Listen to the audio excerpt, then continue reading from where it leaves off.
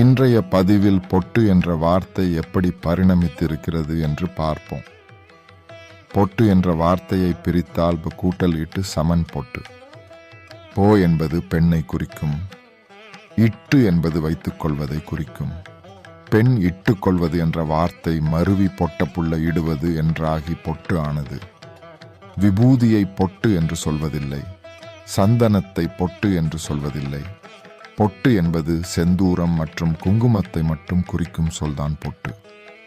தற்போது ஸ்டிக்கர் பொட்டு கூட உள்ளது. பின்பு பொட்டு வைக்கும் இடம் பொட்டு ஆனது. பொட்டு என்பது தற்போது நெற்றியின் இடது மற்றும் வலது பக்கத்தை குறிக்கும் சொல்லாக இருக்கிறது. குழந்தையாக இருக்கும்போது அங்கும் பொட்டு வைப்பதால் அதுவும் பொட்டு என்றாகியது. நெற்றி பொட்டில் சுடுதல் என்பது நடுநெற்றியை குறிக்கும் சொல் நெற்றி பொட்டு. குங்கும பொட்டை ஓர் துணியில் வைத்து அல்லது ஏனத்தில் பொத்தி வைத்து பாதுகாத்ததுதான் பொட்டணமானது.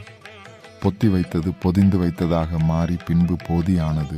பொட்டு கூட்டல் ஏனம் சமன் பொட்டணம் அல்லது பொட்டலமானது. ஏனம் என்பது உணவு உண்ணும் தட்டை குறிக்கும். ஏனம் என்பது ஏந்துதல் என்ற வார்த்தையிலிருந்து வந்தது. ஆரம்பத்தில் ஏனம் என்பது பிச்சை பாத்திரத்தை குறிக்கும் சொல்லாகத்தான் இருந்தது. பின்பு சில பாத்திரங்களை குறிக்கும் பொது சொல்லாக மாறியது. பொட்டலம் என்ற வார்த்தை தான் பொட்டி என்று ஆனது. பின்னாளில் பொட்டு என்பது சிறிய அளவை குறிக்கும் சொல்லாக மாறுகிறது. பொட்டு வடிவில் உள்ள தாலி பொட்டு தாலி என்றானது. பொட்டு குத்தல் பொட்டு பொட்டாக குத்தி எடுத்தல் தான் பொட்டு குத்துதலானது. பின்னாளில் அவை பச்சை குத்துதலானது. பிறகு மிக சிறிய அளவுள்ள பொருட்களை குறிக்க பொட்டு பொடி என்றானது. பின்பு மிகவும் சிறிதாக அரைக்கப்படும் அனைத்தும் பொடி என்றானது. உதாரணத்திற்கு மல்லி பொடி, மிளகாய் பொடி போன்ற பொருள்களை குறிக்கும். பின்பு மிகச் சிறிய பொருளை காண முடியாதவன் பொட்ட கண்ணனானான். பின்பு பொட்டு என்பது எதுவும் இல்லாத காலியான என்ற பொருளாக மாறுகிறது. உதாரணத்திற்கு பொட்டல் காடு. வெறும் பொட்டல் என்றால் பொட்டு நீரில்லாத இடம் அல்லது மரம் செடி கொடி இல்லாத இடம் பொட்டலானது.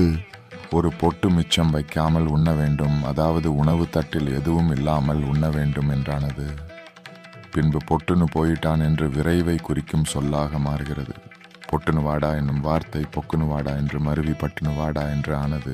பொட்டு என்ற வார்த்தையின் பரிணாமம் பட்டுனுவா என்று மாறியிருக்கிறது.